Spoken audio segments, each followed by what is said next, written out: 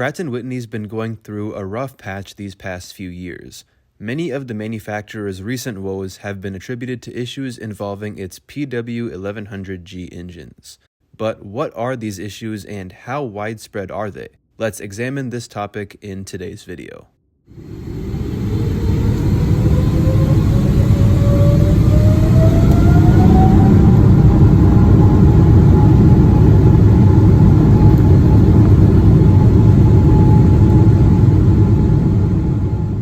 The PW1100G is one of two engine types offered on the Airbus A320neo family, the other being the CFM LEAP-1A. The PW1100G entered revenue service in 2016 with Lufthansa, who was not only the first operator of a PW-powered A320neo, but also the first A320neo operator overall. The 1100G is part of the PW1000G engine family, and what makes these engines unique is that these are geared turbofan engines, also known as GTF. So unlike a normal turbofan engine where a single shaft connects all of the components, the PW1000G engine family feature gearboxes between the fan and low pressure core. This feature allows each section to operate at optimal speed. The large front fan spins slower for maximum air intake efficiency, while the core operates at a much faster speed for improved thrust generation. These characteristics help the PW1000G family deliver up to 16% improvements in fuel efficiency compared to previous generation engines, along with a 75% reduction in noise. But despite the innovation of the PW1000G family, the 1100G variant powering the Airbus A320neo family encountered problems during its early stages, including in-flight failures. Other issues such as engine vibrations began surfacing in 2018, severely affecting airlines like Lufthansa, who had to ground their entire A320neo fleet and also look for early engine changes.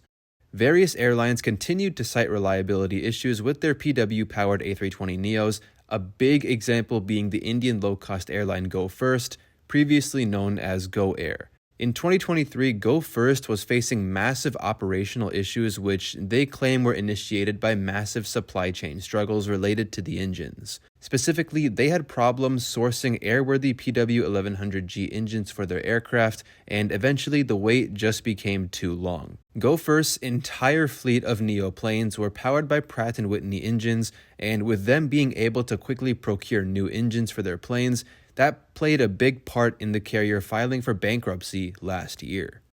Since 2023, another major issue surfaced with the PW1100G engines. Engines manufactured between the fourth quarter of 2015 and the third quarter of 2021 were found to have an issue with contaminated powdered metal. This powdered metal was used in various engine components and was found to cause cracking in the stage 1 and 2 discs of the high-pressure turbine.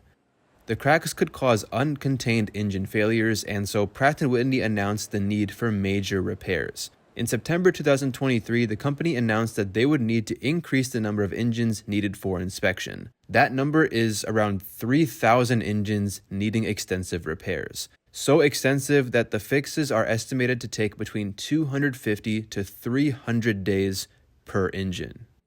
The effects of the Pratt & Whitney engine issues are being felt throughout the world. We already talked about Go First shutting down last year because of them, but speaking of India, low-cost giant Indigo has had to ground over 70 planes because of these engine issues.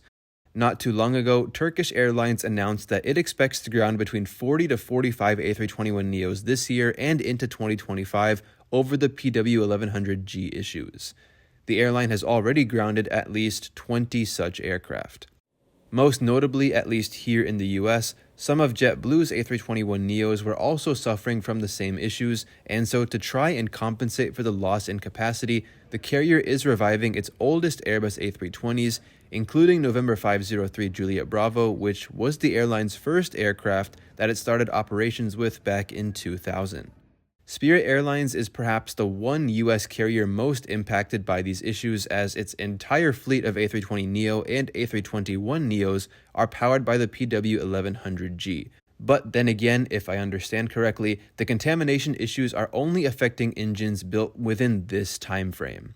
Spirit expects to ground 40 A320neos this year for inspections, with the number increasing to 70 by 2025. The carrier hasn't outlined any plans for how to make up for these groundings, but there are probably not many options. Spirit plans to furlough up to 260 pilots in September as it finds itself with too many employees and not enough planes to go around. It will further defer new aircraft orders from the second quarter of 2025 through 2026. Unfortunately, it's not just the 1100G variant of Pratt's 1000G engine family that's been facing issues. The PW1500G variant, the only engine type powering the Airbus A220, also has had its fair share of recent issues, but not nearly as widespread as the 1100. Various airlines like Swiss and Air Baltic have had to ground large numbers of their A220 fleets due to issues like in-flight engine shutdowns. Various aircraft continue to remain grounded as supply chain issues have made timely repairs rather challenging. Other airlines impacted include Air Tanzania and Iraqi Airways. Some carriers were so unsatisfied with the A220's reliability that they started looking for early replacements. Air Senegal, for example, took delivery of one A220-300 before soon deciding to cancel its entire lease agreement for the aircraft over supply chain issues related to the engine repairs. And probably most famously, Egypt Air sold its entire fleet of 12 A220-300s because the engine issues became just too much to handle. The carrier also found that the A220 was not reliable enough to operate in the increasingly dry climate of Egypt.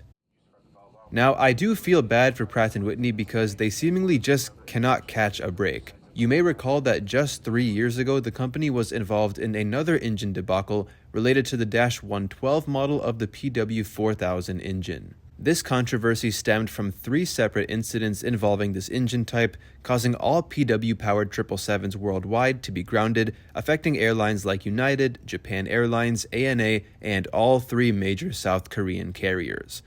As of now, the 777 PW4000 engine issues have since been resolved, and I've covered this topic on the channel before.